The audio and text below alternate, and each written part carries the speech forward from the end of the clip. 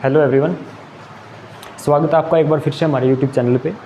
इससे जो पहले की वीडियो थी उसमें हमने पढ़ा था 11th क्लास का जो स्लोप ऑफ पैरेलल लाइंस, यानी कि दो पैरेलल लाइंस अगर हमारे पास हैं तो उनका स्लोप किस तरीके से होगा।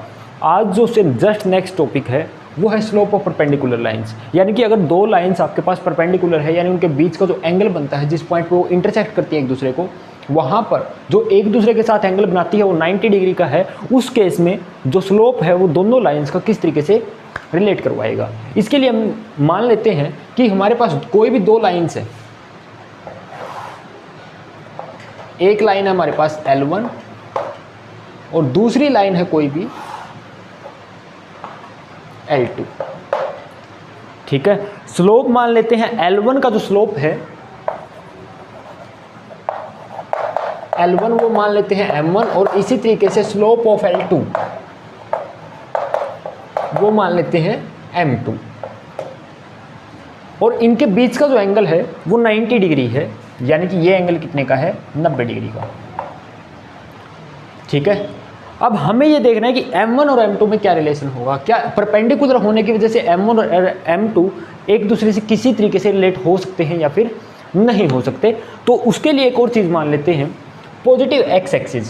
पॉजिटिव एक्स एक्सिस क्यों? क्योंकि जब स्लोप आप डिफाइन करते हो तो वो क्या होता है, tangent of angle made by the line with the positive direction of x axis, यानी कि पॉजिटिव डायरेक्शन के एक्स एक्सिस की पॉजिटिव डायरेक्शन के साथ जो भी एंगल मेजर किया जाता है उस एंगल का जो टेंजेंट होता है वही किसी लाइन का स्लोप बनता है। तो मान लेते हैं L1 जो लाइन है एंगल बना रही है θ1, और इसी तरीके से ये एंगल बना रही है θ2। ये आपका एक्स एक्सिस है, ये वाई एक्सिस है, ओरिजिन है,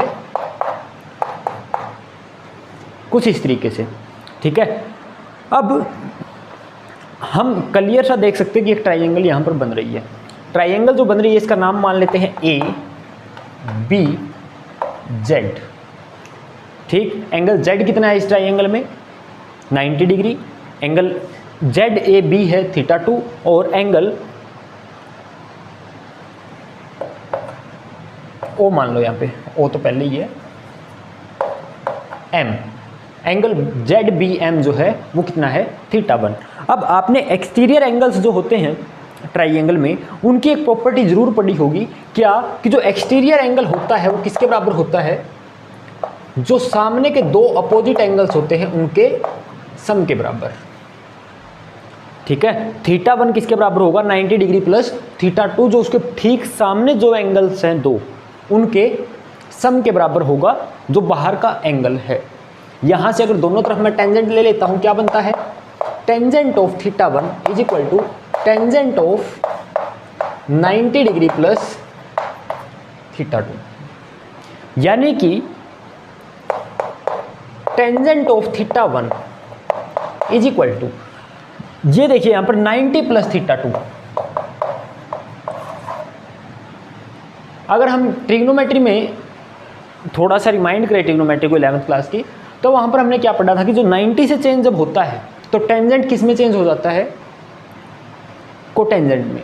और जब 90 से ज़्यादा एंगल चला जाए, यहाँ पर हम क्लियर सा देखते सकते हैं कि 90 प्लस θ2 है, यानी कि कुछ ना कुछ एंगल ऐड किया है, तो ये किस में जाएगा, कोटेंजेंट थीटा में।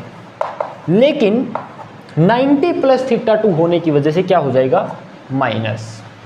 ठीक है, क्योंकि टेंजेंट ऑफ 90 प्लस थीटा किसके बराबर होता है, माइनस ऑफ कोटेंजेंट थीटा। ये हम 3rd चैप्टर में पढ़ चुके हैं। या फिर हम कहें tangent of θ1 is equal to -1 by tangent of θ2। ऐसा हमने क्यों किया, क्योंकि जो ये लाइंस है इनके इंक्लिनेशन क्या है, θ1 और θ2। अगर इन दोनों के इंक्लिनेशन θ1 और θ2 हैं तो यहां से हम क्लियर सा देख सकते हैं M1 किसके बराबर है, टेंजेंट ऑफ θ1, और M2 किसके बराबर है, टेंजेंट ऑफ θ2। M1 किसके बराबर है, टेंजेंट ऑफ θ1, और M2 किसके बराबर है, टेंजेंट ऑफ θ2। अगर ये वैल्यूज यहाँ पर रिप्लेस करें तो क्लियर सा हमारे पास क्या आता है, M1 is equal to -1 by M2, और M1 M2 is equal to -1। ठीक है, यानी कि slope of two perpendicular lines किस तरीके से रिलेट करेगा, दोनों की जो प्रोडक्ट है वो किसके बराबर होगी, -1 के बराबर। यहां से हम क्या लिख सकते हैं, the product of slope of two perpendicular lines is always -1 and vice versa. अगर ऐसा है कि दो लाइंस परपेंडिकुलर हैं तो उनके स्लोप की जो मल्टीप्लिकेशन है वो -1 होगी, और अगर दोनों के स्लोप की मल्टीप्लिकेशन -1 है तब जो आपकी लाइंस है वो कैसी होंगी, परपेंडिकुलर लाइंस।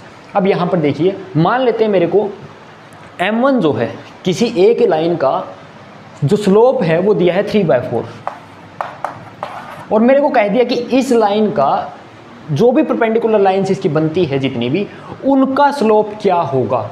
एक लाइन है उसका स्लोप है 3/4, उसकी परपेंडिकुलर जितनी भी लाइंस हैं उनका स्लोप क्या होगा। यहाँ से हम देख सकते हैं नेगेटिव एंड रेसिप्रोकल, ये क्या हो गया, m1 किसके बराबर हो गया, m2 का नेगेटिव रेसिप्रोकल, तो यानी कि इसका जो नेगेटिव रेसिप्रोकल होगा -4/3, ये क्या हो जाएंगे आपस में, परपेंडिकुलर लाइंस जो हैं उनके स्लोप हो जाएंगे।